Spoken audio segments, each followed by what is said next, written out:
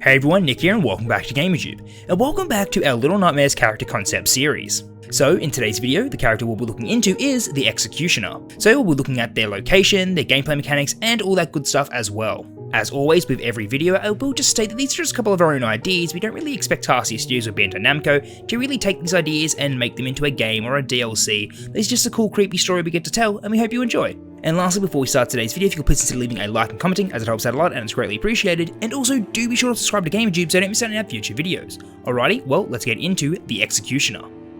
So in the last video, our protagonists set back out into the plague-ridden village to find some food for themselves and their friend. They searched the village high and low but could only find rotten mouldy food. They then came across the castle in the middle of the village. The child decided to sneak in and see what they could find.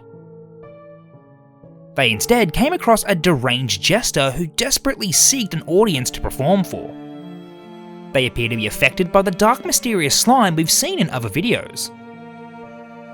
Not only were they using the slime to draw imaginary audience members on the walls, but they would also smear it on their masks to show their emotions that they were feeling. In the end, the mad jester chased the child through the castle when eventually our protagonist got away down a small shaft. Little did they know it would lead to somewhere much worse.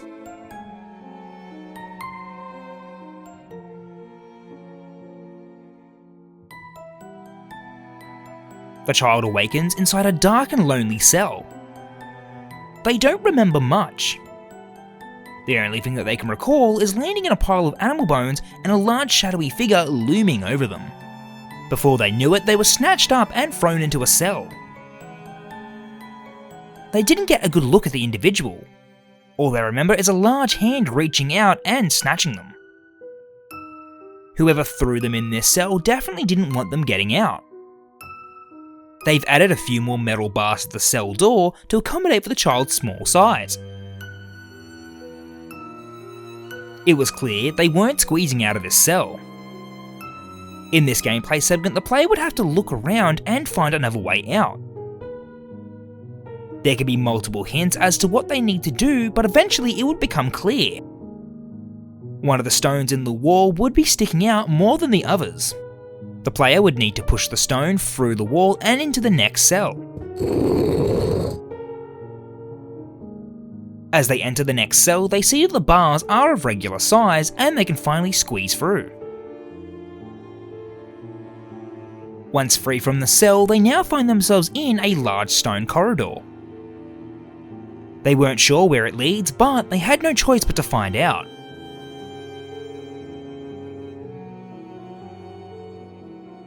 The child now finds themselves in the punishment room.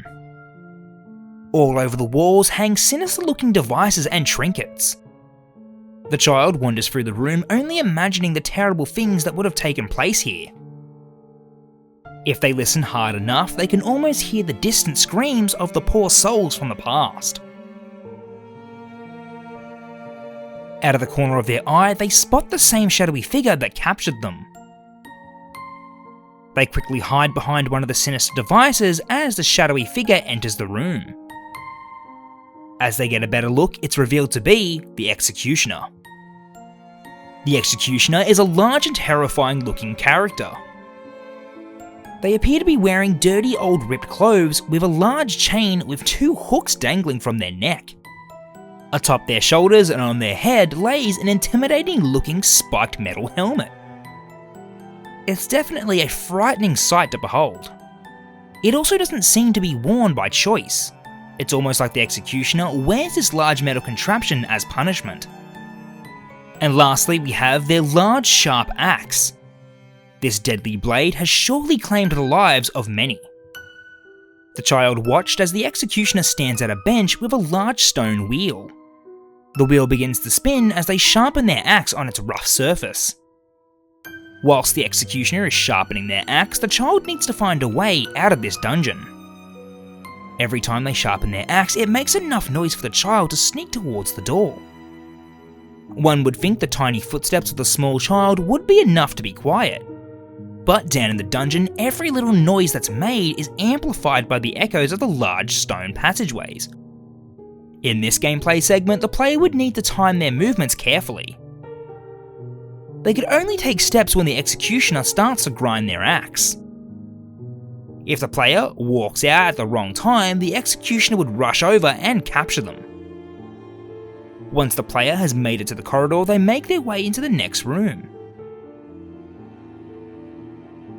As they walk through, they're met with a familiar sight. Some of the disturbing villagers have been chained up with their feet submerged in the deadly dark slime. It appears to be consuming them as it slowly crawls up their bodies. It's not exactly eating them, it's just taking over their consciousness. Across the room they can see another wooden door. Hopefully this leads to the exit. In the way of this door lies multiple deadly devices covered in sharp spikes. The child has to quietly and carefully traverse over all these sinister looking devices to make it towards the door. As they walk past the punished villagers, all of a sudden the slime quickly shoots up their bodies and fully envelops them. The child watches in horror as they turn into a large mass of the dark fluid. In this liquid state, the punished one's hands manage to slip out of the shackles as they turn towards the child. These disturbing slime-covered creatures start to frantically chase the player. This gameplay segment will be quite similar to Little Nightmares 2, in where Mono gets chased by the viewers. The punished ones would also be quite similar to the viewers in movement and design. The player would have to frantically run away from these new disturbing creatures. They would have no choice but to quickly traverse over all the deadly devices. The player would not only need to escape the punished ones, but also be extra careful to not badly injure themselves on any of the sharp, deadly equipment. The player would have to make the right moves to advance forward. One wrong misstep and it would be all over. The player finally makes it towards the door. They quickly open it up and rush through as they lock it from the other side. They can hear the mad creatures frantically pounding on the door from the other side. The dark slime is starting to seep underneath the door. The child had to move on quickly before they somehow made their way through. They now find themselves in the Iron Maiden room. This room is filled with deadly Iron Maiden devices. These strange looking metal contraptions were once cruel punishment devices, and the room was filled with them. Past all of these cruel and unusual contraptions was a large set of doors. This definitely looked like the way out. The only thing is that the doors were locked. The player would have to search the room for the correct key. In this gameplay segment, the player would have to go around and open up all the Iron Maidens in hopes they would find the key in one of them. One by one, the player would have to hit the latch and open them up.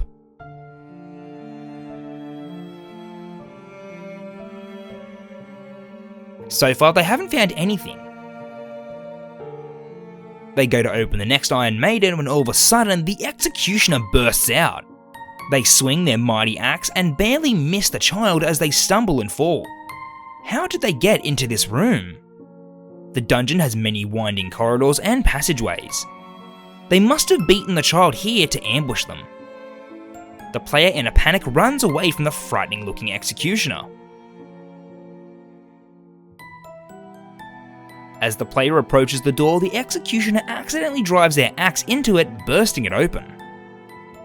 Luckily for the player, they no longer had to search for the key. They quickly escape through the damaged door as the executioner breaks through and follows them. The child runs up the stairs as the mad axe-wielding character chases after. They now find themselves in the final room of the dungeon. The room is quite empty with multiple chains hanging from the ceiling. The player quickly runs and hides. They notice next to them 3 individual levers. Maybe they could use them to their advantage. The executioner walks into the room and starts to search for the little intruder. In this final gameplay segment, the player would need to distract the executioner by throwing objects in the other direction. They would need to align the executioner right underneath one of the bundles of the chains.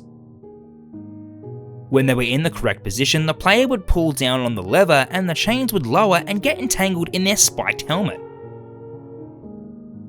The player would pull the lever once again as the chains would raise up and start to lift up the executioner. They would start to struggle as they hung there suspended from the ceiling. Eventually, they would stop moving as a stream of the dark liquid pours out of their mask and onto the floor. The liquid quickly forms into an odd-looking shape as it chases the child. The child quickly exits through the door as the slime slams into the shut door. The child now finds themselves back on the ground floor of the castle. They continue to find an exit, unsure of what other dangers are lurking around the corner.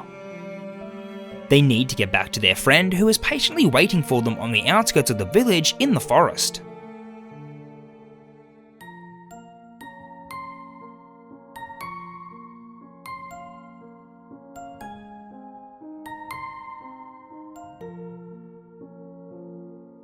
Alright everyone, well that's all we have for today's video. I hope you enjoyed, and if you did, please consider leaving a like, commenting and subscribing as it helps out a lot and it's greatly appreciated.